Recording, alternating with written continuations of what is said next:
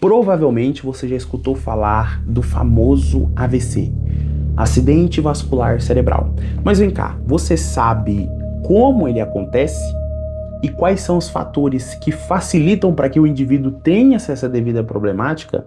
Fala aí, meus coligados, tudo em ordem? Eu espero profundamente que sim. Chega pra cá e bora bater uma prosa sobre. Primariamente, é interessante que você saiba que quando nós falamos do AVC do tipo isquêmico, ele vai compor ali cerca de 85% dos casos. E qual é o seu devido mecanismo? De forma primária ali, você vai ter a interrupção do devido fluxo sanguíneo para uma parte específica do cérebro, né? E essa interrupção pode ocorrer devido a uma placa de ateroma ali, ou seja, uma placa de gordura que se forma, devido a um trombo. Indivíduos que têm ali fibrilações atriais têm uma maior facilidade de formar êmbolos, que também pode fazer com que o indivíduo tenha ali essa devida problemática. E essa interrupção do fluxo sanguíneo faz com que essas devidas células cerebrais ali que precisam desse devido sangue para fazer seu processo de oxigenação, fazer seus processos metabólicos ali, elas vão entrando ali em colapso, elas vão ficando doidinhas, digamos assim, né? E elas vão basicamente parando, ou seja, elas vão parando de funcionar se essa parte específica ali do seu cérebro vai parando de funcionar, partes do seu corpo também vão parar de funcionar. E é basicamente esse o mecanismo quando nós falamos do AVC do tipo isquêmico.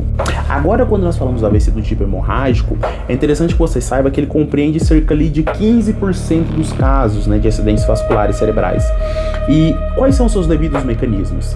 Via de regra, o indivíduo pode ter ali esse rompimento do vaso devido a aneurismas, devido a malformações arteriovenosas. O indivíduo pode ter ali também devido a uma hipertensão arterial mal controlada. Então esses devidos fatores causam essa devida problemática ali, só que em menor escala. E via de regra, o AVC, quando nós falamos de tipo hemorrágico, ele vai ser mais problemático para nós, porque a presença desse sangue ali, ela causa um aumento da pressão dentro do crânio do indivíduo ali e também comprime o cérebro, assim prejudicando ainda mais o seu quadro em comparação com o AVC do tipo isquêmico.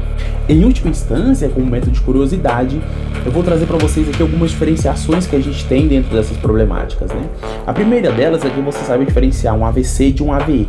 Um AVE, nós falamos de um acidente vascular encefálico. E o que é o encéfalo? O encéfalo ele vai ser composto por 3 estruturas que estão dentro ali da sua cabeça, que é o cérebro, o cerebelo e o tronco encefálico. O AVC você já sabe que é o acidente vascular cerebral. Ou seja, se eu tenho ali uma patologia, essa devida problemática, esse acidente ocorrendo no cérebro, ele também pode ser chamado ali de AVE. Outra questão que é muito importante que você saiba e leve para a sua vida, a gente chama de escala de Cincinnati. E o que vai ser isso? Essa escala de Cincinnati, ela vai ser basicamente comandos que a gente vai pedir para o indivíduo fazer quando a gente tem essa suspeita de que o indivíduo ele está tendo esse devido AVE. O primeiro comando, você vai pedir para esse indivíduo dar um sorriso. Se você percebe alguma simetria facial de um lado ou do outro, tem-se um positivo.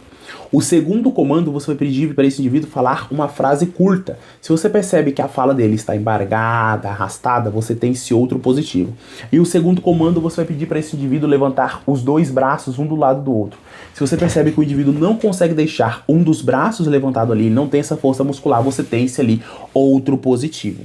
Desse modo, se qualquer um desses pontos der positivo, é necessário que você leve esse indivíduo o mais rápido possível para o pronto atendimento, para a urgência, emergência ali, para que ele consiga ter o melhor prognóstico possível, o melhor tratamento possível.